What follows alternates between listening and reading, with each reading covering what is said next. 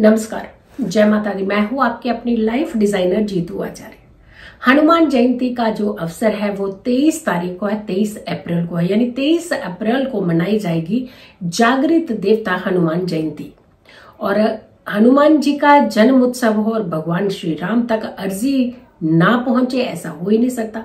अगर आप अपनी कोई भी इच्छा भगवान राम तक पहुंचाना चाहते हैं तो हनुमान जी की आराधना जरूर इस दिन कीजिएगा। इस दिन बहुत अच्छे योग और संयोग बन रहे हैं, लेकिन 2 शुभ मुहूर्त भी बन रहे हैं। यानी इन शुभ मुहूर्तों में की गई पूजा आपकी सफल होती है और आपकी सारी मनोकामनाएं जो है वो पूर्ण होती हैं। सबसे बड़ी बात है कि इसी दिन चैत्र पूर्णिमा भी है और इसी दिन वैशाख स्नान का आरंभ भी हो रहा है। यानी वैशाख का महीना बहुत उत्तम महीना माना जाता है, जहां स्नान और दान और तप का महीना कहा जाता है। यानी इस महीने कहते हैं कि अगर पवित्र नदियों का जल डाल करके आप स्नान करते हैं तो आपके सारे शारीरिक कष्ट जो है वो समाप्त हो जाते हैं। और चैत्र पूर्णिमा में कहते हैं कि अगर इस दिन आप चंद्रमा को अर्घ दे करके कुछ खास मनोकामनाएं अपनी आगे रखते हैं तो सारी मनोकामनाएं आपकी पूर्ण होती है। अगर आपको किसी भी तरीके की मानसिक पीड़ाएं चल रही हैं या किसी तरीके का डिप्रेशन है, परेशानी है, एंजाइटी है, आपका मन विचलित रहता है, तो आप इस दिन चंद्रमा को अर्घ दे करके इन सारी समस्याओं से मुक्ति पा सकते हैं, इन सारी समस्याओं का समाधान निकाल सकते हैं। अब हनुमान जयंती की जब हम बात कर रहे हैं तो 2 मुहूर्त बहुत शुभ माने जा रहे हैं। एक सुबह का मुहूर्त है और एक संध्या के बाद का मुहूर्त। तो सुबह के मुहूर्त की क्योंकि पूजा का खास करके विधि विधान होता है जब आप किसी भी त्योहार, किसी भी व्रत, किसी भी पर्व को मनाते हैं। हनुमान जयंती पर कहते हैं कि जो लोग व्रत रखते हैं उन्हें कितने सारे मंगलवार के व्रत का फल मिलता है। यानी बहुत सारे मंगलवार का व्रत रखो और एक हनुमान जयंती यानी हनुमान जी के जन्म उत्सव का व्रत रखो तो सारी बराबर का वो जो आपको फल है वो मिलता है। अब यहाँ पे देखिए योग भी बहुत अच्छा है, संयोग भी बहुत अच्छा है। हनुमान जी का प्रिय दिन है मंगलवार और मंगलवार के दिन ही हनुमान जयंती पड़ रही है और वो भी चित्रा नक्षत्र की ये हनुमान जयंती है। बहुत अच्छा योग बन रहा है, वज्र योग है इस दिन और मंगलवार का दिन है, चित्रा नक्षत्र है। इन सब का जो कॉम्बिनेशन है बहुत उत्तम बन रहा है। 4 ग्रह एक भाव में, एक कुंडली में रहेंगे। भले ही ये काल पुरुष की कुंडली का 12वां भाव रहेगा, यानी मीन राशि में 4 ग्रह एक साथ रहने वाले। एक राहु है उनमें से और एक मंगल है, उच्च के शुक्र है और नीच के बुध रहेंगे। यानी एक तरफ राजयोग बन रहा है, वहीं तो दूसरी तरफ नीच भंग राजयोग भी बन रहा है, यानी नीच का भंग हो रहा है। यानी बुध जो है वो नीच के हो रहे हैं तो वहां पर इनकी नीचता पर इतना प्रभाव नहीं पड़ेगा। एक तरफ मैलिफिक प्लेनेट बहुत प्रभाव डालने वाले हैं, जैसे राहु और मंगल की युति अच्छी नहीं होती है, वहीं दूसरी तरफ उच्च के शुक्र उसके नेगेटिव प्रभाव को नष्ट भी कर रहे हैं। और फिर ऊपर से एक ऐसा महासंयोग बन गया है जो कि हनुमान जयंती का, हनुमान जी के जन्म उत्सव का।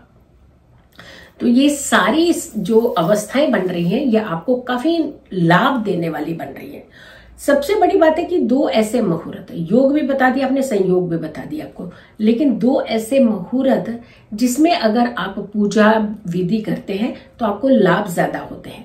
पहला मुहूर्त है सुबह 9:02 से लेकर के दोपहर के 1:58 तक का, यानी 1:58 तक का।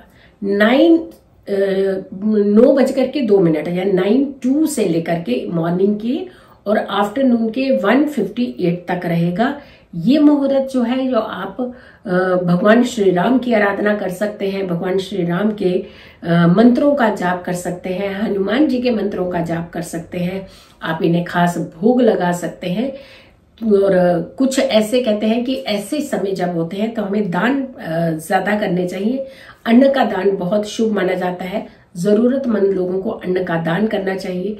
इस दिन आपको खास करके गुड़ का दान जरूर करना चाहिए और मंगलवार का दिन है, वैसे भी गुड़ जो होता है वो दान करना चाहिए। और दूसरी बात है कि बंदरों को इस दिन चने और गुड़ जरूर डालने चाहिए। बहुत भगवान प्रसन्न भी होते हैं और आपको ढेरों आशीर्वाद दे देते हैं। सबसे बड़ी बात है कि बेजुबान जानवर जो होते हैं उन्हें अगर के हम कुछ खास उनके खाने का, उनके जल का प्रबंध करते हैं तो हमें काफी लाभ मिलता है। केले आपको इस दिन बंदरों को जरूर डालने चाहिए। तो आपने खास करके दिन के समय जो आपने पूजा करनी है, हनुमान चालीसा पढ़िए, आप हनुमान जी के संकट मोचक का पाठ कीजिए आप। और इस दिन कहते हैं कि अगर आप शांत मन से ओम हनुमंते नमः इस मंत्र का जाप करते हैं, लेकिन इनके जाप से पहले भगवान श्री राम के मंत्रों का जाप करना चाहिए। ओम राम रामाय नमः इस मंत्र का भी जाप करना चाहिए। जय श्री राम के नाम का जाप कर सकते हैं। और अब संध्या के मुहूर्त की जो हम बात कर रहे हैं कि शाम का मुहूर्त है, ये तो आपका सुबह का मुहूर्त रहा जब आपने स्नान वगैरह करके पूजा भक्ति करनी है और दान की प्रक्रियाएं करनी है। लेकिन एक शाम का ऐसा समय होगा दिव्य जिसमें कुछ खास विधि खास उपाय आपको जरूर करना है। अब देखिए वैशाख का महीना भी शुरू हो रहा है इसी दिन, वैशाख का स्नान इसी दिन शुरू हो रहा है। चैत्र की पूर्णिमा रहेगी इस दिन और इसी दिन हनुमान जयंती भी पड़ रही है और महासंयोग भी पड़ रहे हैं इसी दिन से। दूसरा जो समय रहेगा वो पूजा का वो रहेगा शाम को सूर्यास्त के काफी बाद का समय होगा। ये रात को 8:13 से लेकर के 9:35 तक का समय है। लेकिन इस बीच में आपने क्या विधि करनी है, क्या खास महा उपाय करना है जिसका फायदा आपको बहुत ज्यादा हो। और खास करके जिनकी कुछ इच्छाएं हो, खास करके जो अपनी मनोकामनाएं सिद्ध करना चाहते हो, ऐसे लोगों को इस समय पूजा करनी चाहिए। इस समय खास करके कहते हैं सुंदरकांड का पाठ करना चाहिए आपको।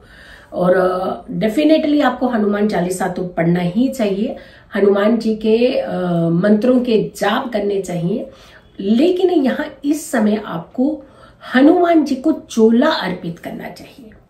अब ये चोला कौन सा कपड़े का होगा या फिर आपको सिंदूर का?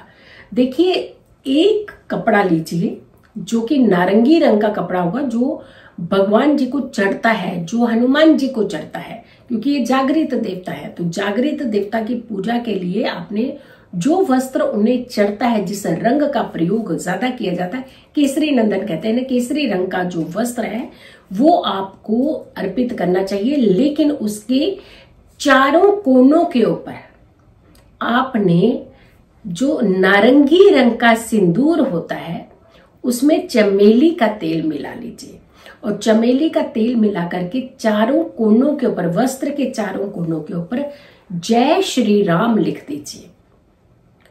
चार कोनों पे जय श्री राम लिखने के बाद बीचों बीच मध्य में सेंटर में भी आपने यही जय श्री राम लिखना है। ध्यान रखिएगा नारंगी रंग का वस्त्र हो और नारंगी ही सिंदूर हो। नारंगी सिंदूर में चमेली का तेल डाल करके आपने ये वस्त्र जो है हनुमान जी को अर्पित करना है। और साथ के साथ आपकी जो भी मनोकामना है, अगर आप अपने चाहते हैं कि आप घर बनाए, घर का सपना आपका पूरा हो सकता है। अगर आप चाहते हैं बड़ी गाड़ी आए तो बड़ी गाड़ी का सपना आपका पूरा कर सकते हैं। अगर आप चाहते हैं कि आपका कर्ज से मुक्ति, क्योंकि बहुत सारे लोग कई बार कर्ज के घेरे में होते हैं, कोई रास्ता नहीं निकल पाता उन्हें कर्ज मुक्ति पाने का, तो कर्ज मुक्ति का ये रामबाण उपाय कहते हैं इस समय।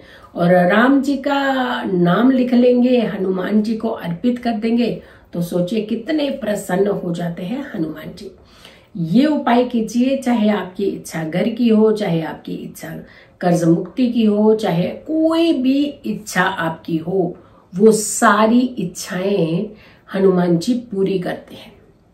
भगवान राम का नाम अगर उनके इस वस्त्र पर लिख करके वस्त्र अर्पित करते हैं तो देखिएगा चमत्कार करते हैं हनुमान जी आपके जीवन में।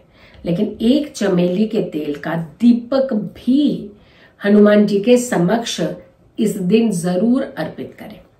बाकी आप मंत्रों के जाप कर सकते हैं, उनके चालीसा पढ़ सकते हैं हनुमान जी के, आप सुंदरकांड का पाठ कर सकते हैं, आप बहुत भगवान राम की भक्ति कर सकते हैं। तो भक्ति में तो कहते हैं कि शक्ति होती है, तो ये सारी शक्तियां आपको मिल सकती है इस दिन, जिस दिन हनुमान जी का जन्म है, क्योंकि इस दिन हनुमान जी भी प्रसन्न होते हैं, इस दिन भगवान राम भी बहुत प्रसन्न होते हैं।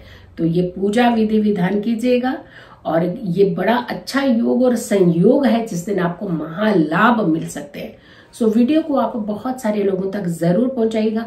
अगर चैनल को सब्सक्राइब नहीं किया तो जरूर कीजिए, वीडियो शेयर कीजिए, और मेरी आने वाली हर वीडियो को जरूर देखें।